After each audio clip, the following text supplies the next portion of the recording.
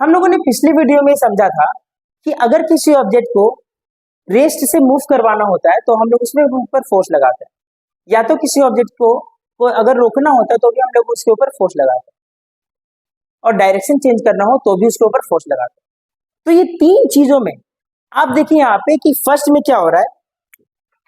सबसे फर्स्ट में या तो उसका स्पीड चेंज हो रहा है, उसका वेलोसिटी चेंज हो रहा है, वेलोसिटी चेंज देखने को मिल रहा है हम लोगों को, या तो वो बढ़ रहा है या तो घट रहा है, लेकिन चेंज तो हो रहा है वेलोसिटी। सेकेंड में हम लोग क्या मिल रहा है, डायरेक्शन चेंज देखने को मिल रहा है। फर्स्ट में एक्चुअली में आप इसे बोलेंगे कि स्पीड चेंज हो रहा है ऑब्जेक्ट का, स्पीड, और दूसरा में क्या हो रहा है, डायरेक्शन चेंज हो रहा है। अब आप देखिए इन दोनों चीजों में एक्चुअली में हम लोग क्या बोलेंगे चेंज हो रहा है, वेलोसिटी चेंज हो रहा है। अगर सिर्फ स्पीड चेंज हो तो भी हम लोग बोलेंगे वेलोसिटी चेंज हो रहा है, सिर्फ डायरेक्शन चेंज हो तो भी हम लोग बोलेंगे वेलोसिटी चेंज हो रहा है, और अगर दोनों ही चेंज होगा तो भी वेलोसिटी चेंज होगा।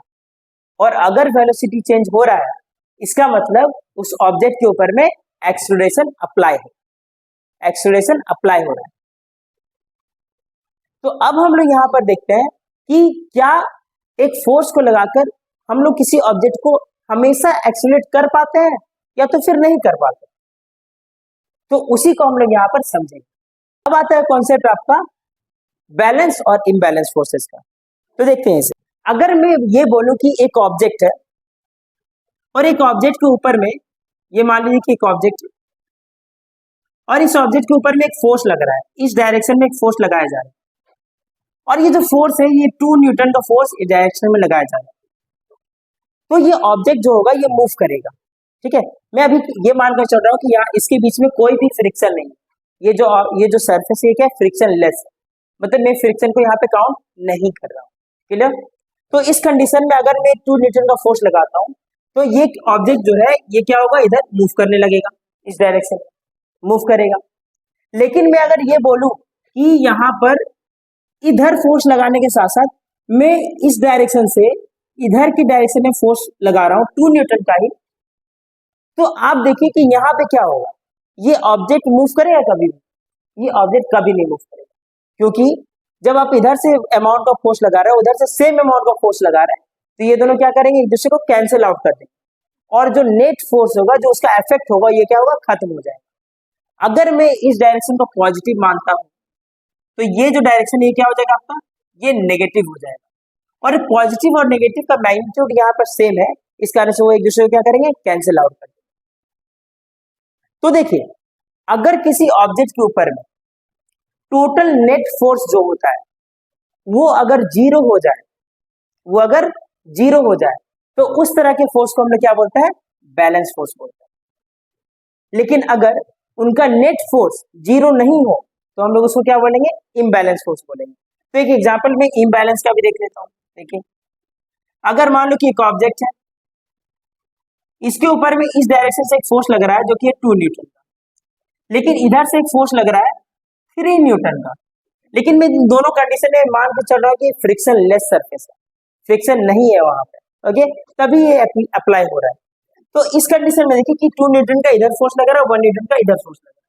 अगर मैं यहाँ पर नेट फोर्स निकालता हूँ, नेट फोर्स, तो क्या हो जाएगा, देखिए 2 न्यूटन का उधर फोर्स लग रहा है तो 2 न्यूटन, और 3 न्यूटन का इधर फोर्स लग रहा है, मतलब कि -3 न्यूटन। तो यहाँ पर देखिए क्या आ रहा है, -1 न्यूटन आ रहा है, मतलब कि जो ऑब्जेक्ट है वो इस डायरेक्शन में 1 न्यूटन के फोर्स से मूव कर रहा है। इसका मतलब ये हुआ, तो यहाँ पे रिजल्टेंट कुछ ना कुछ वैल्यू आ रहा है, और अगर रिजल्टेंट वैल्यू कुछ ना कुछ आए, वो जीरो नहीं आए, तो फिर हम लोग उसको क्या बोलते हैं, इम्बैलेंस फोर्स बोलते हैं। तो आपको बैलेंस और इम्बैलेंस फोर्स का कॉन्सेप्ट समझ में आ गया। कुछ और एग्जांपल्स देखते हैं और इस चीज को समझते हैं। देखिए यहाँ पर अगर मैं नेट फोर्स को कैलकुलेट कर रहा हूँ तो नेट फोर्स यहाँ पे क्या आ रहा है, आप देखिए 2 न्यूटन इधर से और -2 न्यूटन, क्या आ गया यहाँ पे, जीरो। तो यहाँ पे नेट फोर्स क्या आ रहा है, जीरो आ रहा है, यहाँ पे नेट फोर्स क्या आ रहा है, कुछ ना कुछ आ रहा है वैल्यूज का। तो देखिए जब बैलेंस फोर्स होता है तो वहां पर क्या होता है, बैलेंस फोर्स में क्या होता है कि ऑब्जेक्ट जो होता है वो अपने स्टेट को चेंज नहीं करता है, no change in state takes place, no change in the state takes place. मतलब कि अगर बैलेंस फोर्स किसी ऑब्जेक्ट के ऊपर लग रहा है, जैसे मान लो कि ये ऑब्जेक्ट किसी वेलोसिटी से मूव कर रहा है और इसके ऊपर में मैं इधर से फोर्स लगा रहा हूँ, चारों डायरेक्शन से फोर्स लगा रहा हूँ। वैसे अभी हम लोग को चारों डायरेक्शन का फोर्स नहीं पढ़ना है, हम लोग बस हॉरिजॉन्टल फोर्स का ही बात करना है यहाँ पे। लेकिन अगर मान लो कि इसके ऊपर में चारों डायरेक्शन से फोर्स लग रहा है और उसका रिजल्टेंट फोर्स 0 आ रहा है, तो इस ऑब्जेक्ट के वेलोसिटी में कोई भी इफेक्ट नहीं आएगा। ये जितने स्पीड से जा रहा था उतना ही स्पीड से ये जाएगा। ठीक है, अगर ये ऑब्जेक्ट रुका हुआ है और इसके ऊपर में फोर्स लग रहा है लेकिन उसका रिजल्टेंट फोर्स 0 है, मतलब कि बैलेंस फोर्स लग रहा है, तो ये ऑब्जेक्ट रेस्ट में ही रहेगा, वो मूव नहीं करेगा। यही बोला गया है यहाँ पे कि अगर बैलेंस फोर्स लग रहा है तो no change in the state takes place, कोई भी चेंज नहीं आता उसकी स्टेट में।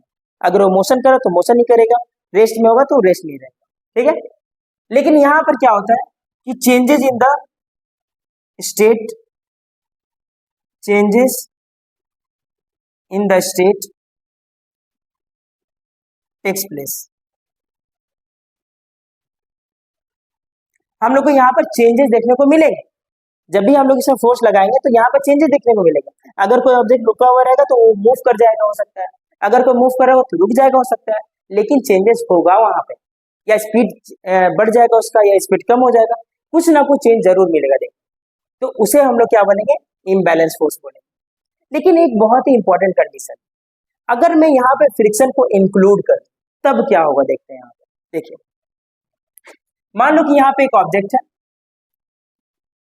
अब इसके ऊपर में फ्रिक्शन है। देखो, फ्रिक्शन का एक लिमिटिंग पावर होता है। अगर मान लो कि मैं यहाँ पे 1 न्यूटन का फोर्स लगा रहा हूँ, आप यहाँ पे खड़े हैं और यहाँ पे आप फोर्स लगा रहे हैं। पहले आप थोड़ा फोर्स लगाएं, वो ऑब्जेक्ट मूव नहीं किया। आप थोड़ा ज्यादा फोर्स लगाएं, फिर भी वो मूव नहीं किया। आप थोड़ा और फोर्स लगाएं, फिर भी वो मूव नहीं किया। लेकिन एक ऐसा कंडीशन आता है कि जब वो मूव करने लगता है, तो जब आप यहाँ पर मान लो कि 1 न्यूटन का फोर्स लगा रहे हैं, 1 न्यूटन का फोर्स लगा रहे हैं, तो इस कंडीशन में, इस टाइम पे जो आपका फ्रिक्शनल फोर्स होता है, ये भी कितना होता है, 1 न्यूटन का होता है। अगर आप यहाँ 2 न्यूटन का फोर्स लगाएंगे तो भी यहाँ पे क्या होगा, 2 न्यूटन का होगा फोर्स। जब आप 3 न्यूटन का फोर्स लगा रहे हैं तो भी यहाँ पे क्या फ्रिक्शनल फोर्स लग रहा है, 3 न्यूटन का लग रहा है। मतलब कि जो फ्रिक्शनल फोर्स होता है, ये क्या होता है, सेल्फ एडजस्टिंग होता है, सेल्फ एडजस्टिंग फोर्स। मतलब कि ये अपने फोर्स को एडजस्ट कर सकता है, बढ़ा सकता है, कम कर सकता है। लेकिन फ्रिक्शनल फोर्स को भी बढ़ाने का एक लिमिट होता है। ऐसा नहीं कि आप जितना भी फोर्स लगा रहे हैं उतना ही फोर्स वो भी लगाएगा, ऐसा नहीं। उसका भी एक लिमिट होता है। अगर आप लिमिटिंग वैल्यू से ज्यादा फोर्स लगाते हैं उस ऑब्जेक्ट के ऊपर, तब वो ऑब्जेक्ट मूव करना स्टार्ट कर जाता है। अदरवाइज वो ऑब्जेक्ट मूव नहीं करेगा, क्योंकि उस फ्रिक्शनल फोर्स जो होगा उसको कैंसिल आउट कर देगा।